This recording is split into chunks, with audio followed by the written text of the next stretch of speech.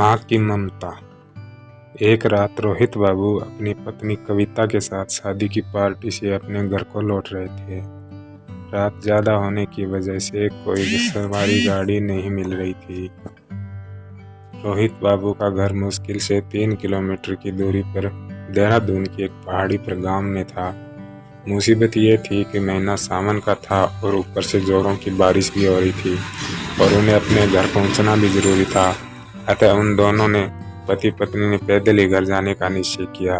Mobile की torch की मंदी सी रोशनी में वे दोनों आगे बढ़ने लगे।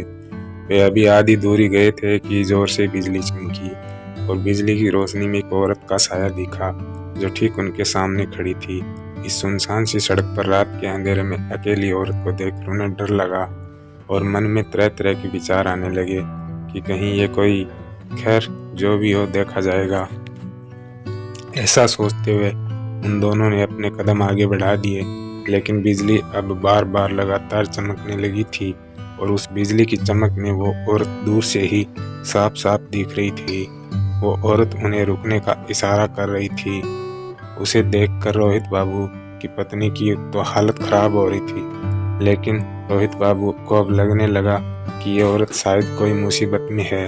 रोहित बाबू जब रुके तो वो औरत उनसे हाथ जोड़ते हुए बोली, भाई साहब प्लीज मेरी मदद कीजिए। तेज बारिश और पहाड़ी ढलान होने की वजह से मेरी गाड़ी का एक्सीडेंट हो गया है। मेरी गाड़ी इस पहाड़ी ढलान से नीचे गिर गई है। इसमें मेरी 1 साल की मासूम बच्ची है। प्लीज आप दोनों उसे बचा लीजिए। इतना कहते ही वो औरत आगे आगे चलने लगी और न चाहते हुए भी रोहित बाबू अपनी पत्नी के साथ उस अजनबी औरत के पीछे पीछे चलने लगे। लेकिन एक अनजाने भय से उन दोनों का दिल जोर जोर से धड़क भी रहा था। जैसे ही वे दोनों पहाड़ी से नीचे उस गाड़ी के पास गए तो उन्होंने देखा कि गाड़ी में एक प्यारी सी मासूम बच्ची रो रही है। रोहित बाबू ने बच्ची को गाड़ी से निकाला तो पाया कि बच्ची बिल्कुल ठीक है। रोहित बाबू ने उस बच्ची को अपनी पत्नी की गोद में दे दिया। फिर रोहित बाबू को लगा कि ड्राइवर की सीट पर भी कोई है। जब वो आगे जाकर देखे तो उनके होश उड़ गए, क्योंकि ड्राइवर की सीट पर वही औरत खून से लथपथ होकर मरी पड़ी थी। रोहित बाबू को अब सब कुछ समझ में आ गया था। वे दोनों पति पत्नी बच्ची को अपने गोद में लेकर अपने घर की तरफ आगे बढ़ गए। रास्ते में उनकी पत्नी ने उनसे पूछा, वो औरत कौन थी?